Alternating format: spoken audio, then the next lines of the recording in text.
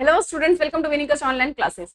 आज हम लोग मैक्रो इकोनॉमिक्स का जो बैलेंस ऑफ पेमेंट चैप्टर है उसको डिस्कस करेंगे। उसके बाद हम लोग का एक चैप्टर जो फॉरेन रिजर्व रह गया, हम उसको डिस्कस करेंगे। फॉरेन रेट ऑफ एक्सचेंज वगैरह जो टॉपिक है, एक ही चैप्टर, छोटा सा टॉपिक है, बहुत ही इंपॉर्टेंट है।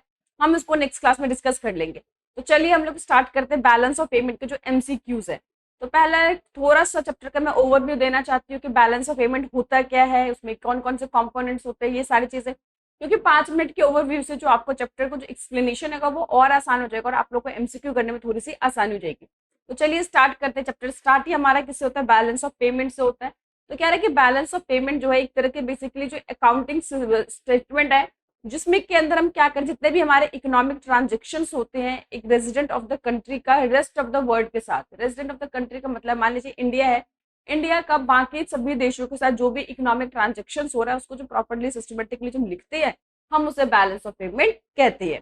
फिर उसके बाद इकोनॉमिक ट्रांजेक्शन के अंदर क्या इंक्लूड है, उसमें विजिबल आइटम्स भी आते हैं। विजिबल आइटम्स में गुड्स आते हैं, इनविजिबल आइटम सर्विसेज भी आते हैं, यूनिलेटरल ट्रांजेक्शन जो वन साइडेड ट्रांजेक्शन कहते हैं, और जो भी हमारे एसेट्स और लाइबिलिटी को इम्पैक्ट करते हैं वो सारी चीजें इकोनॉमिक ट्रांजेक्शन के अंदर आती है। उसके बाद हम लोग उसको डिवाइड करते हैं कि जो हमारा करंट अकाउंट कौन सा है, कैपिटल अकाउंट कौन सा है, ठीक है। उसके अंदर हम आगे डिस्कस करेंगे। तो एक एक करके छोटी छोटी चीजों को हम समझते चलते हैं और साथ ही साथ हम चैप्टर में जो MCQ है उसको भी कवर करते चलेंगे। तो पहला ही क्वेश्चन है कि balance of payment is an accounting statement that record the economic transaction between, किन लोगों के बीच में इकोनॉमिक ट्रांजेक्शन को रिकॉर्ड करता है? क्या रेजिडेंट ऑफ अ कंट्री और नॉन रेजिडेंट इंडिविजुअल? बिल्कुल नहीं, नॉन रेजिडेंट इंडिविजुअल के साथ कोई मतलब ही नहीं है। Resident of the country and rest of the world, ये जो ऑप्शन है बिल्कुल सही है कि रेजिडेंट ऑफ द कंट्री और जो बाकी रेस्ट ऑफ द वर्ल्ड है उसके बीच जो भी इकोनॉमिक ट्रांजेक्शन होते हैं उसको यहाँ पे लिखा जाता है। अब यहाँ पे एक इकोनॉमिक ट्रांजेक्शन में क्या क्या चीजें आती है? Visible item, invisible item, unilateral और all of the above. Visible मैंने बता दिया, जिस जो भी गुड्स हम इंपोर्ट एक्सपोर्ट करते हुए फिजिकली हम जिसको हम छू सकते हैं, देख सकते हैं, गुड्स आते हैं।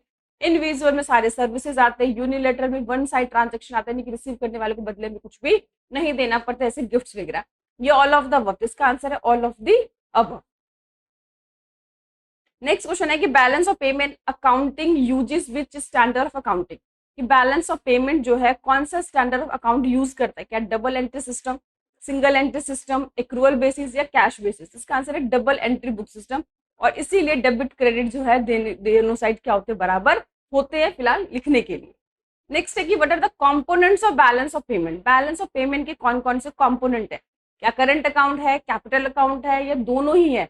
इसका आंसर है दोनों ही है। बैलेंस ऑफ पेमेंट के अंदर दोनों ही चीजें आती है, करंट अकाउंट और कैपिटल अकाउंट। कह रहा है inflow of foreign exchange, inflow पैसा आया है, फॉरेन एक्सचेंज हमने रिसीव किया है, is recorded with side of BOP। जब भी हमारा इनफ्लो होगा फॉरेन एक्सचेंज का तो कह रहे हैं बैलेंस ऑफ पेमेंट के किस साइड पे लिखेंगे? हम किस साइड पे लिखेंगे? क्रेडिट साइड पे। जो इनफ्लो होते हैं क्रेडिट साइड पे, और जब हमारा आउटफ्लो होगा फॉरेन एक्सचेंज का उसको डेबिट साइड पे लिखते हैं। कह रहा है कि which of the following is not a components of BOP। अभी हमने देखा था, उसमें पूछा था कौन सा कंपोनेंट है, जिसमें हमने देखा करंट अकाउंट भी आता है, कैपिटल अकाउंट भी आता है, तो हमारा ऑप्शन A और B दोनों था। इसमें कह रहा है कौन सा कंपोनेंट नहीं है बैलेंस ऑफ पेमेंट का? करंट अकाउंट बिल्कुल है, कैपिटल अकाउंट बिल्कुल है, रियल अकाउंट नहीं है। यहाँ पे जो रियल अकाउंट है वो BOP का कंपोनेंट नहीं है। नेक्स्ट कह रहा है कि import and export of goods. देखिए मैंने बताया कि एक देश दूसरे देश के साथ गुड्स भी एक्सचेंजेस करते हैं, सर्विसेज भी एक्सचेंजेस होते हैं, यूनिलेटरल ट्रांजेक्शंस भी होते हैं। तो यहाँ पे पूछा गया कि इंपोर्ट एंड एक्सपोर्ट गुड्स को हम क्या बोलते हैं? क्या हम उसको विजिबल टर्म्स बोलते हैं, इनविजिबल ट्रेड बोलते हैं, नॉमिनल ट्रेड बोलते हैं, या कुछ भी नहीं बोलते? तो इसका आंसर जब गुड्स से रिलेटेड बात होगी तो उसको विजिबल ट्रेड कहेंगे, क्योंकि गुड्स की फिजिकल एग्जिस्टेंस होती है, वी कैन टच, हम उसको टच कर सकते हैं, छू सकते हैं, दूसरों को भी दिखा सकते हैं। और जब ट्रांजेक्शन सर्विसेज की होती है तो उसे इनविजिबल ट्रांजेक्शन कहते हैं या इनविजिबल ट्रेड कहते हैं। तो इस तरह की ट्रेड भी दो देशों के बीच में बहुत ज्यादा होने लगे। आजकल तो इनविजिबल बहुत ज्यादा सर्विसेज है, एक देश से दूसरे देश में बहुत जल्दी से ट्रांसफर हो रही है। तो नेक्स्ट क्वेश्चन है कि इंपोर्ट एक्सपोर्ट सर्विसेज, जो सर्विसेज होते हैं उसे हम क्या बोलते हैं? Invisible trade. नेक्स्ट कह रहा है कि borrowing from the rest of the world are recorded on which side of BOP account. ध्यान से देखना है कि बोरोइंग, मैंने क्या बताया था आपको, जब हमारी एसेट से लाइबिलिटी जो अफेक्ट होती है तो वो कौन से अकाउंट में आता है? पहले तो आपको ये कंफर्म होना चाहिए। जब इनकम हमारे और जो भी हमारे खर्चे होते हैं जब ये अफेक्ट होता है तो कौन से अकाउंट में आना चाहिए? तो मैंने बताया था कैपिटल अकाउंट में सारे हमारे एसेट्स और लाइबिलिटी होते हैं, और करंट अकाउंट के अंदर डे टू डे ट्रांजेक्शन होते हैं, हमारे इनकम वगैरह आती है। तो यहाँ पे देखो बोरोइंग क्या है, हमारी लाइबिलिटी है। तो पहले हमें ये कंफर्म करना है कि कैपिटल अकाउंट में आएगा कि करंट अकाउंट में आएगा। तो पहली बात है, जब भी कोई एसेट्स या लाइबिलिटी की बात हो रही हो तो वो कौन से अकाउंट में आएगा, कैपिटल अकाउंट में। ये तो हमारा कंफर्म हो गया। अब ये डेबिट साइड पे आएगा या क्रेडिट साइड पे आएगा, हम इसको कंफर्म करते हैं। अब यहाँ पे देखिए कि हमने बोरोइंग, बोरोइंग मतलब हमारे पास पैसा आया है। ये मत देखिए कि किस तरह से आया है, पैसा तो हमारे पास आया, इनफ्लो आया, तो ये क्या हो जाएगा, credit side of capital account. तो इसका आंसर होगा, जब भी हमारे पास रिजर्व्स आएंगे, पैसा आएगा, तो क्रेडिट साइड पे एसेट्स और लायबिलिटी को इम्पैक्ट होगा, बढ़ेगी या घटेगी, तो वो कैपिटल अकाउंट का पार्ट होगा। नेक्स्ट कह रहा है which of the following is not a component of capital account of balance of payment. तो अभी आपको करंट अकाउंट के क्या कंपोनेंट्स पता होना चाहिए, कैपिटल अकाउंट के कंपोनेंट्स पता होना चाहिए। तो यहाँ पे पूछा इसमें से कौन सा जो है कैपिटल अकाउंट का कंपोनेंट्स नहीं है। देखिए यही मेन इसमें इंपॉर्टेंट है। सबसे पहले बैलेंस ऑफ पेमेंट के क्या कंपोनेंट्स है, फिर हमने करंट अकाउंट में देखा क्या क्या आता है, करंट अकाउंट के क्या कंपोनेंट्स है, कैपिटल अकाउंट के क्या कंपोनेंट्स है, कौन क्रेडिट साइड को बढ़ा रहा है, कौन डेबिट साइड को बढ़ा रहा है। यही चैप्टर जो पूरा अकोमोडेटिंग ट्रांजेक्शन है, ऑटोनोमस ट्रांजेक्शन, इसमें छोटा सा टॉपिक है लेकिन इतने घुमा के देते हैं बच्चे कंफ्यूज होते हैं। तो आपको छोटा सा इसके लिए आपको खुद के सेल्फ मेड नोट्स बनाना है, जिसके अंदर सबसे पहले बैलेंस ऑफ पेमेंट, फिर इकोनॉमिक ट्रांजेक्शन, फिर बैलेंस ऑफ पेमेंट के कंपोनेंट्स, फिर करंट अकाउंट में क्या आता है, कैपिटल अकाउंट में क्या आता है, ये सब चीजें जो है आपको चीज, बैलेंस ऑफ ट्रेड क्या होता है, बैलेंस ऑफ पेमेंट में डिफरेंस क्या है, ये छोटे छोटे चीजें जब आपने नोट्स बना लोगे तो आपके जो 10-15 मिनट का काम होगा, लेकिन सारा जो चैप्टर है बहुत ही अच्छे से क्लियर हो जाएगा। तो नेक्स्ट कह रहा है कि which of the following is not a components of capital account of balance of payment. Borrowing capital account का पार्ट्स है, इन्वेस्टमेंट ये भी पार्ट है, foreign travel tour purchased by individual resident, foreign travel पे उन्होंने कुछ परचेज किया individual resident के द्वारा, या चेंज इन फॉरेन रिजर्व। तो इसका आंसर होगा सी, कि foreign travel tour purchased by individual resident, ये जो होता है इसका पार्ट बैलेंस ऑफ पेमेंट का पार्ट नहीं, कैपिटल अकाउंट का पार्ट बिल्कुल नहीं है। नेक्स्ट कह रहा है कि सरप्लस इन current account arises, current account में सरप्लस कब होगा भैया, सरप्लस चाहे कैपिटल हो चाहे करंट अकाउंट हो, कब होगा। कह रहा है credit side is more than debit side, credit side का मतलब हमारे इनफ्लो ज्यादा है पेमेंट से, तो सही है।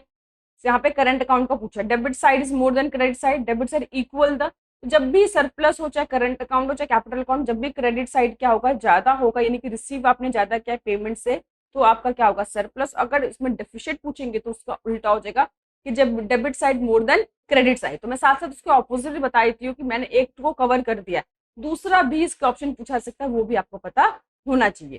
कह रहा है capital account is which concept. देखिए आपको ध्यान रखना है, एक में आपने कैपिटल अकाउंट देखा, एक में करंट अकाउंट देखा। कैपिटल अकाउंट क्या है, बेसिकली एसेट्स लायबिलिटीज को दिखाता है। तो ये जो होता है एक तरह से कांस्टेंट होता है, स्टॉक ऑप्शन हम कह सकते हैं। लेकिन जो करंट अकाउंट होता है वो चेंजेस होता रहता है, जो चेंज हो कंटिन्यूसली बदलता रहे वो फ्लो होता है, और जो स्थिर हो हम उसे क्या बोलते हैं, स्टॉक। मैंने आपको पहले भी कराया था कि मनी सप्लाई स्टॉक कंसेप्ट है, या अभी आपके फर्स्ट ईयर में चैप्टर नहीं आ रहे जो नेशनल इनकम वाले चैप्टर है, उसमें भी बहुत अच्छे से बताया गया कि फॉर एग्जाम्पल है, जैसे आप शादी में जाते हो तो एक आपका स्टिल फोटोग्राफी होती है जिसमें सिर्फ पर्टिकुलर कैप्चर को मूवमेंट को आपको कैप्चर किया जाता है। एक वीडियोग्राफी होता है जो कंटिन्यूसली चलता ही रहता है। तो पर्टिकुलर पॉइंट ऑफ टाइम जो बात होती है वो स्टॉक होता है, और जो कंटिन्यूसली मूव करता रहे वो क्या होता है, फ्लो होता है। तो जब भी कैपिटल अकाउंट की बात करें तो वो कौन सा कंसेप्ट होगा आपका, 12th का स्टॉक कंसेप्ट। और लेकिन अगर करंट अकाउंट की बात करेंगे तो वो कौन सा कंसेप्ट होगा आपका, फ्लो। मैंने दोनों ही बता दिए साथ में क्योंकि कई बार पूछा गया है इसके अंदर। नेक्स्ट क्वेश्चन है which transaction recording the balance of account with profit maximisation motive. अब यहाँ पे दो चीज देखा आपने, एक ऑटोनोमस ट्रांजेक्शन देखा आपने, एकोमोडेटिंग ट्रांजेक्शन देखा। तो कह रहा है इसमें से कौन सा ट्रांजेक्शन है जो प्रॉफिट मैक्सिमाइजेशन के लिए किया जाता है। क्या ऑटोनोमस ट्रांजेक्शन क्या आता है, क्या एकोमोडेटिंग क्या आता है, या कंपल्सरी क्या आता है, ये नन ऑफ द अबव। तो 14 का आंसर क्या, ऑटोनोमस ट्रांजेक्शन जो होते हैं प्रॉफिट मोटिव के लिए किए जाते हैं, और एकोमोडेटिंग तो उसको बैलेंस करने के लिए क्या आता है, नाम से एकोमोडेटिंग है तो बैलेंस करने के लिए। तो याद रखना कि कौन से ट्रांजेक्शन जो है वो केवल और केवल प्रॉफिट मोटिव के लिए क्या आते हैं, तो उसका आंसर है ऑटोनोमस ट्रांजेक्शन। कह रहे disequilibrium of balance of payment, मतलब डिसइक्विलिब्रियम बैलेंस ऑफ पेमेंट का मतलब क्या है, क्या सरप्लस है, क्या डेफिशिएट है, बोथ ए एंड बी है, या ना। देखो जब भी हम डिसइक्विलिब्रियम कहते हैं, इक्विलिब्रियम मतलब दोनों बराबर होना, ठीक है, डेबिट साइड और क्रेडिट साइड। जब हम डिसइक्विलिब्रियम कह सकते हैं तो हो सकता है कि क्रेडिट साइड ग्रेटर हो सकता है डेबिट साइड ग्रेटर हो, कुछ भी ग्रेटर होता तो वो डिसइक्विलिब्रियम नहीं कहेंगे, वो फेवरेबल अनफेवरेबल के ही अंदर डिसइक्विलिब्रियम आएगा। समझ में आए, क्योंकि जब दोनों बराबर नहीं है तो हम उसको एक सीधा सा नाम देते हैं भैया डिसइक्विलिब्रियम है। अब वो फेवरेबल हैगा तो इसका मतलब है कि हमारे क्रेडिट से ग्रेटर है, और अगर अनफेवरेबल है उसका मतलब डेबिट साइड ग्रेटर है। और हमारे आजादी के बाद से लेकर बैलेंस ऑफ पेमेंट जो है अभी तक क्या है, डिसइक्विलिब्रियम है, लेकिन सरप्लस वाला नहीं, डेफिसिट वाला। तो हमारा आंसर होगा बोथ ए एंड बी, कि भैया डिसइक्विलिब्रियम का मतलब होता है दोनों, ए और बी दोनों। केवल फेवरेबल या अनफेवरेबल वो बात की बात है, लेकिन डिसइक्विलिब्रियम तो दोनों साइड इक्वल ना हो। फिर नेक्स्ट कह रहा है कि transaction that take place to cover deficit और सरप्लस। जब हम ट्रांजेक्शन करते हैं डेफिशिएट और सरप्लस को करेक्ट करने के लिए, कवर करने के लिए, उस टाइप के ट्रांजेक्शन को हम क्या कहते हैं? तो अभी मैंने बताया जो प्रॉफिट मोटिव के लिए होता है वो ऑटोनोमियस होता है, लेकिन जो एकोमोडेटिंग ट्रांजेक्शन होता है वो क्या होता है? जो भी डेफिशिएट और सरप्लस होता है उसी को हम कवर करने के लिए इस तरह के ट्रांजेक्शन कराया जाता है। नेक्स्ट है कि 7 choose the correct statement of the following given, कि आपको ये 4 स्टेटमेंट दे रखे हैं, इसमें से कौन सा स्टेटमेंट करेक्ट है वो आपको यहाँ पे बताना है। पहला ध्यान से देखते हैं कि balance of trade recorded the export and import of invisible item. देखिए बैलेंस ऑफ ट्रेड, ट्रेड जो है, बैलेंस ऑफ ट्रेड जो है वो केवल और केवल जितने भी हमारे विजिबल आइटम्स होते हैं, गुड्स होते हैं, सिर्फ उसी को दिखाते हैं, लेकिन ये कह रहा है कि इनविजिबल आइटम को दिखाता है, तो ये स्टेटमेंट तो गलत है। अ सरप्लस इन बॉट, यानी कि बॉट का जो सरप्लस होगा बैलेंस ऑफ ट्रेड का, rectify the deficit of balance of payment. अगर डेफिशिएट होता तो रेक्टिफाई कर सकते, सरप्लस को रेक्टिफाई करने की जरूरत नहीं है। तीसरा कि accommodating items are only recorded in the capital account of balance of payment. जो तुम्हारा अकोमोडेटिंग आइटम्स होती है हम उसको केवल और केवल कैपिटल अकाउंट में दिखाते हैं बैलेंस ऑफ पेमेंट के। और नेक्स्ट है import of machinery will be recorded in capital. तो एक ही इसमें जो सही स्टेटमेंट है वो है सी, कि accommodating items are only recorded in the capital account of balance payment. Next है balance of trade is a dash concept as compare to balance of payment. तो जब हमने बॉक और बॉट में डिफरेंस पढ़ा था तो हमने पढ़ा था जो बैलेंस ऑफ पेमेंट है वो ब्रॉड कंसेप्ट है, क्योंकि इसमें विजिबल आइटम भी आते हैं, इनविजिबल आइटम भी आते हैं, यूनिलेटरल ट्रांजेक्शन भी आते हैं, इसमें हमारे कैपिटल नेचर के भी अकाउंट ट्रांजेक्शन आते हैं। लेकिन बैलेंस ऑफ ट्रेड के अंदर केवल और केवल विजिबल आइटम्स आते हैं और तीनों चीजें नहीं आती। तो ये जो बैलेंस ऑफ ट्रेड है, बैलेंस ऑफ पेमेंट का छोटा सा पार्ट है, तो उसको क्या बोलेंगे? नैरो कंसेप्ट, उसका छोटा हिस्सा है। तो हमारा आंसर क्या होगा? 18 का एक, ये नैरो है as compare to balance of payment. Next कह रहा है कि trade deficit refer to the situation. ये जो ट्रेड डेफिशिएट है वो कब सिचुएशन अराइज होता है? पहला कि exports of goods is more than imports of goods, यानी कि एक्सपोर्ट जो है हमने ज्यादा किया इंपोर्ट के कंपेरेटिवली। दूसरा है एक्सपोर्ट ऑफ गुड्स डेफिशिएट की बात हो रही है, ध्यान रखना, डेफिशिएट मतलब नुकसान है। एक्सपोर्ट ऑफ गुड्स जो है लेस देन द इंपोर्ट, यानी कि हमने एक्सपोर्ट कम किया और इंपोर्ट ज्यादा किया है। इंपोर्ट्स ऑफ सर्विसेज, तो पहले देख लेते हैं, ट्रेड डेफिशिएट की बात हो रही है तो यहाँ पे क्या आएगा? गुड्स की बात होगी, सर्विसेज की बात तो नहीं होगी, क्योंकि बैलेंस ऑफ पेमेंट की नहीं बात हो रही, बैलेंस ऑफ ट्रेड और ट्रेड की बात हो रही है इधर। तो यहाँ पे क्या होगा? इसका जो ऑप्शन होगा कौन सा हमारा क्वेश्चन है? 17। Export of services is more than the import of services, export of services less than the import of services. तो आप बताइए कि जो आपका जो क्वेश्चन है वो 19th है, तो इसका आंसर क्या होगा? बी, के exports of goods. Exports of goods जो है वो less than the import of goods है, यानी कि हमने जो एक्सपोर्ट किया हुआ बाहर से जो मंगाया है वो ज्यादा लेस है, एंड इंपोर्ट जो किया हमने ज्यादा किया। एक्सपोर्ट यानी कि भेजना, इंपोर्ट यानी कि मंगाना। जो हमने एक्सपोर्ट किया वो कम किया, यानी कि बेचा कम है, और इंपोर्ट ज्यादा मंगाया, तो हमारा ट्रेड क्या हो जाएगा? डेफिशिएट हो जाएगा, सरप्लस उल्टा। नेक्स्ट हमारा 20, यूनिलेटरल ट्रांसफर आर इंक्लूडेड। जो यूनिलेटरल ट्रांसफर्स होते हैं वो किसके अंदर इंक्लूड किए जाते हैं? क्या current account of balance of payment के अंदर, capital account of balance of payment के अंदर, दोनों के अंदर? या तो ध्यान रखना यूनिलेटरल ट्रांजेक्शन क्या होता है? वन साइडेड ट्रांजेक्शन के बदले में कुछ भी नहीं मिलता, यानी कि एसेट्स लायबिलिटी तो कोई इफेक्ट नहीं कर रहा, तो ये कैपिटल अकाउंट में तो आएगा ही नहीं। तो ये किस में आता है? Current account of balance of payment के अंदर यूनिलेटरल ट्रांजेक्शन हमारे आते हैं। नेक्स्ट है 21, की an Indian real estate company receive rent from the Google in New York. यानी कि हमारे एक इंडियन रियल एस्टेट कंपनी है जिसने रेंट कहाँ से रिसीव किया है? न्यूयॉर्क में गूगल कंपनी से। This transaction would be recorded on dash side of dash account. देखो इनकम जो है, दिस बात पहले इनकम समझो, हमारी कोई एसेट्स लायबिलिटी इफेक्ट नहीं हो रही है, रेंट हमारी इनकम होती है, रिकरिंग नेचर को होता है, बार बार मिलेगा। तो कौन सा पार्ट हुआ? सबसे पहले करंट अकाउंट का, ये तो कंसेप्ट हमारा क्लियर है कि करंट अकाउंट का। और पैसा रिसीव किया है, इनफ्लो है कि रेंट है, तो किस तरह आएगा? Credit side. तो इसका ऑप्शन क्या होगा? कि credit side of current account. ध्यान से देखना, क्योंकि हमारी इनकम है इसलिए करंट अकाउंट में है, और इनकम हमने रिसीव किया है। अगर पेमेंट क्या होता तो हमारा पैसा जाता, हमने रिसीव किया तो हमारा क्या होगा? Credit side. कुछ भी रिसीव करते तो क्रेडिट साइड में आता है। 22 हमारा क्वेश्चन है, कंपनी लोकेटेड इन इंडिया, ध्यान है, कंपनी लोकेटेड इंडिया है, receive a loan from a company located abroad, बाहर की कोई कंपनी है, वहां से उसने लोन रिसीव किया है, ध्यान से रखना, लोन रिसीव किया है। How to this transaction recording India balance of payment, अब हमने लोन लिया है, इनफ्लो तो आया, पैसा तो आया, और लोन है, लाइबिलिटीज है, बोरोइंग्स है, वो किस में आता है, कैपिटल अकाउंट में। और यहाँ पे इनफ्लो, आपके पास फॉरेन रिजर्व्स आया है, विदेश से पैसा आपने रिसीव किया है, तो ये किसके अंदर आएगा, credit side of capital account. जब भी हमारा कुछ भी इनफ्लो होता है वो क्या होता है, क्रेडिट साइड, और यहाँ पे हमने लोन लिया है तो बोरोइंग और एसेट्स जो है कैपिटल अकाउंट का पार्ट है, इसीलिए क्रेडिट साइड ऑफ। नेक्स्ट कह रहा है 23 की, in Indian company located in India, Indian company India के अंदर ही है, invest in a country located in abroad, अपने विदेशी कंपनी में पैसा इन्वेस्ट किया, ध्यान रखना, इन्वेस्ट करा उसने, this transaction entered in India balance of payment account. तो अब यहाँ पे ध्यान रखना, इन्वेस्टमेंट है तो सीधी सी बात हमारा कैपिटल अकाउंट है, क्योंकि इन्वेस्टमेंट्स, बोरोइंग, ये सारे किस में आते हैं, हमारे कैपिटल अकाउंट में आते हैं। लेकिन अब यहाँ पे ये चीज समझनी है आपको 23 में, कि हमारे पास से जो हमारे करंट इनफ्लो हुआ है, आउटफ्लो हुआ है, जब आप दूसरी कंपनी में पैसा इन्वेस्ट करेंगे तो सीधी सी बात आपके पास से पैसा जाएगा, आएगा नहीं।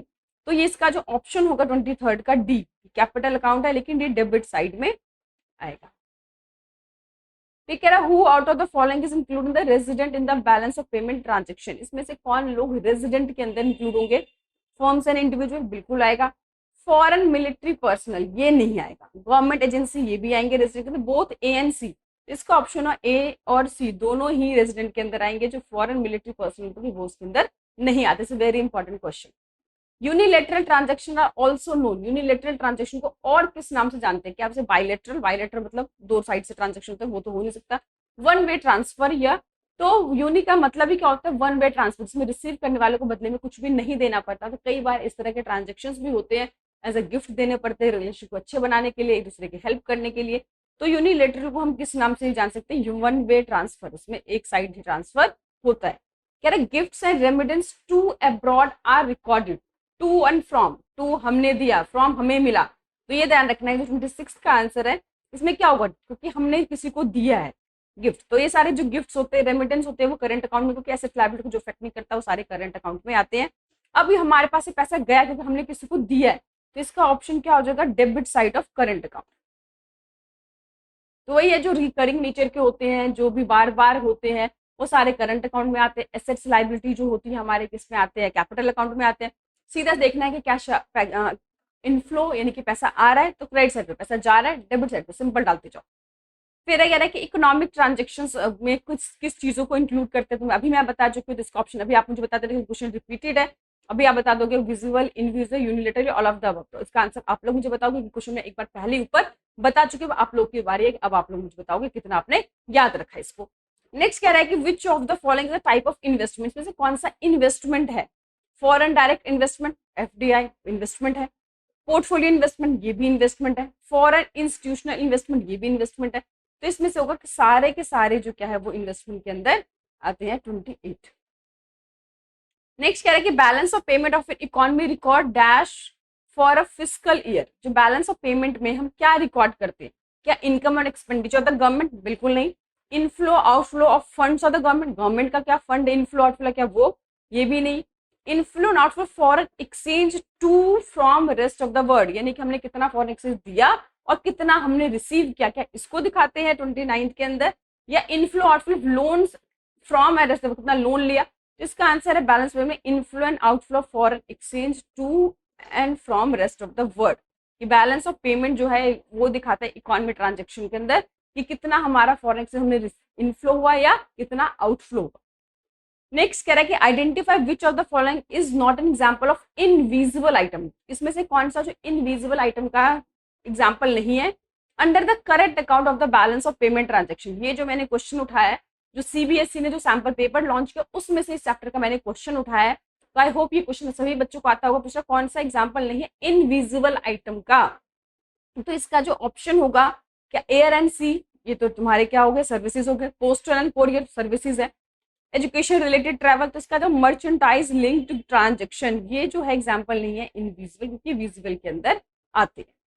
ठीक है, तो 30 क्वेश्चन के हमने एमसीक्यू डिस्कस किए। अब हम लोग थोड़े असर्शन और रीजनिंग के क्वेश्चन पे आ जाते हैं।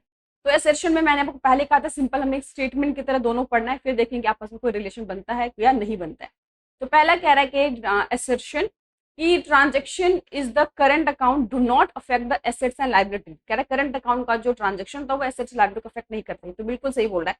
But affect output, employment, income level of the economy. ये भी सही है कि भैया एसेट्स लाइबिलिटी को अफेक्ट नहीं करता, लेकिन जो इनकम, आउटपुट और वो एम्प्लॉयमेंट है उसको तो अफेक्ट जरूर करता है। तो ये स्टेटमेंट तो बिल्कुल करेक्ट है। दूसरा कि all transaction the current account are short term transaction. ये भी सही है कि शॉर्ट टर्म ट्रांजेक्शन है। तो इसमें दोनों स्टेटमेंट तो अपने आप में सही है, बट जो एसर्शन है उसका एक्सप्लेनेशन बिल्कुल भी नहीं है, तो ये आपको देखना है। तो यहाँ पे है आपके पास 4 ऑप्शन हमेशा होते हैं एसर्शन रीजन में। पहला ऑप्शन है कि बोथ एसर्शन और रीजन आर ट्रू। ठीक है, reason is the correct explanation of assertion. Reason जो है वो करेक्ट एक्सप्लेन नहीं कर रहा, तो ये वाला ऑप्शन नहीं हुआ। बोथ एसर्शन और रीजन आर ट्रू, यहाँ तक तो ठीक है कि दोनों स्टेटमेंट तो ठीक है। Reason is not the correct explanation of assertion, कि जो उसका करेक्ट एक्सप्लेनेशन वो नहीं है। Assertion true but reason is not true, reason is true. इसका आंसर बोथ बी है कि बोथ एसर्शन और reason true but reason is not the correct explanation of assertion. Next कह रहा है 32 कि unilateral transaction are an example of current account components. ये जो यूनिलेटरल ट्रांजेक्शन है वो करंट अकाउंट कंपोनेंट का एग्जांपल है। बिल्कुल से यूनिलेटरल के अंदर ही करंट अकाउंट के अंदर ही यूनिलेटरल ट्रांजेक्शन आती है। Capital account is recurring in nature. Capital account तो कभी रिकरिंग हो ही नहीं सकता, कोई एसेट्स लायबिलिटी रिकरिंग नेचर का नहीं होता है। तो पहले स्टेटमेंट तो ठीक है, लेकिन दूसरी जो स्टेटमेंट है वो रॉन्ग है। तो इसका ऑप्शन क्या होगा कि पहला दूसरा तो हो नहीं सकता, क्योंकि पहले दूसरे में क्या है कि both assertion reason are true, तो ये तो हुआ ही नहीं। नेक्स्ट कि एसर्शन तो हमारा ट्रू है बट रीजन गलत है। इसमें फोर्थ कह रहे रीजन सही है बट एसर्शन गलत है, तो हमारा थर्ड इसका ऑप्शन हुआ जिसमें एसर्शन तो ट्रू है लेकिन जो रीजन है वो स्टेटमेंट क्या है, बिल्कुल गलत है। नेक्स्ट कह रहा है एसर्शन में कि decrease in financial assets of government is recorded in the credit side. Financial assets decrease होते हैं। डिक्रीज मतलब जैसे हमने कोई अपनी इन्वेस्टमेंट बेच दी, हमारा इनफ्लो हुआ, क्योंकि इसमें इनफ्लो देखा था, आउटफ्लो देखा था, हमारा इनफ्लो हुआ तो हम उसको क्रेडिट साइड में सीधा डाल देते हैं, तो ये तो ठीक है। दूसरा कह रहा है कि जो government withdraw from foreign exchange to use in their country, कि गवर्नमेंट विदड्रॉ करके फॉरेन एक्सचेंज को अपने देश के यूज के लिए, तो ये भी बिल्कुल सही है। तो ये जो है इसमें कुछ कनेक्शन बन रहा है, ध्यान से देखिए कि decrease in financial the government recorded on the credit side और गवर्नमेंट विदड्रॉ, तो ये जो इसका आंसर है कि both reason true but correct explanation इसका जो ऑप्शन है वो ए बनता है। तो आई होप आप लोगों को समझ में आ गया होगा। ये चैप्टर बहुत ही आसान इजी था कि इसमें करने क्या है, आपको सबसे पहले बैलेंस ऑफ पेमेंट पढ़ना है, इकोनॉमिक ट्रांजेक्शन पढ़ना है, बैलेंस ऑफ पेमेंट के कंपोनेंट्स पढ़ेंगे, उसमें capital account, current account, capital account में क्या क्या आता है देखा हमने कि विजिबल, इनविजिबल, यूनिलेटरल इसमें आते हैं, और जितने भी एसेट्स लायबिलिटी वो कैपिटल अकाउंट के अंदर आते हैं। फिर बॉट और बॉप में डिफरेंस पड़ा, बैलेंस ऑफ ट्रेड के अंदर जो है केवल विजिबल आइटम्स आते हैं। ये एक नैरो कंसेप्ट है, अगर इसमें कोई डेफिशिएट होता है उससे हम पूरा कर सकते हैं, फिर आप एग्जाम्पल दे दोगे। ये जो है डबल अकाउंटिंग बेस्ड सिस्टम पे बेस्ड है। फिर हमने 2 तरह के ट्रांजेक्शन्स पढ़े कि एक ऑटोनोमस ट्रांजेक्शन होता है, एक एकोमोडेटिंग होते हैं। जो ऑटोनोमस होता है प्रॉफिट मोटिव के लिए क्या आते हैं, जो एकोमोडेटिंग होते हैं जो भी डिसइक्विलिब्रियम है उसको ठीक करने के लिए क्या आता है। तो इतना छोटा सा ही हमारा टॉपिक है बैलेंस ऑफ पेमेंट। उसके बाद हम लोग जो फॉरेन एक्सचेंज है उसको यहाँ पे डिस्कस करेंगे, वो भी बहुत छोटा सा है। फॉरेन एक्सचेंज क्या होता है, फॉरेन एक्सचेंज रेट क्या होता है, फॉरेन एक्सचेंज मार्केट क्या होता है, स्पॉट मार्केट, फॉरवर्ड मार्केट, कैसे जो फॉरेन एक्सचेंज रेट डिटरमाइन होता है, डिमांड क्यों करते फॉरेन एक्सचेंज की, सप्लाई क्यों करते। तो वो भी चैप्टर बहुत छोटा सा, बट मैंने डिसाइड किया दोनों को सेपरेट रखते हैं ताकि कंसेप्ट को समझने में हमें ज़्यादा आसानी हो। बच्चे क्रेडिट डेबिट साइड में बड़े कंफ्यूज होते हैं, तो आई होप अब आप नहीं होंगे। सिर्फ आपको कैपिटल करंट अकाउंट देखना है, क्रेडिट साइड में जब इनफ्लो आएगी चाहे वो कैपिटल अकाउंट चाहे करंट अकाउंट, तो जब भी आउटफ्लो होगा वो डेबिट साइड में जाएगा। उससे छोटा सा कंसेप्ट है, एक बार से 2 बार चैप्टर पढ़ेंगे तो सारे जो कंसेप्ट है आपके बहुत अच्छे से क्लियर हो जाएंगे। बाकी कोई भी दिक्कत हो, प्रॉब्लम, आप लोग मुझे कमेंट कर सकते हैं। और फॉरेन एक्सचेंज चैप्टर है वो आज शाम तक बिल्कुल आपको मिल जाएगा। इसके साथ हमारी जो इकोनॉमिक्स है, इंडियन इकोनॉमिक्स, मैथ्स दोनों खत्म हो जाएंगे। फिर हम लोगों का सिर्फ इंग्लिश में 2 चैप्टर सेकंड बुक के रह के वो भी बहुत जल्दी कंप्लीट हो जाएगा। उसके बाद हम लोग टेस्ट सीरीज में आ जाएंगे। Thank you.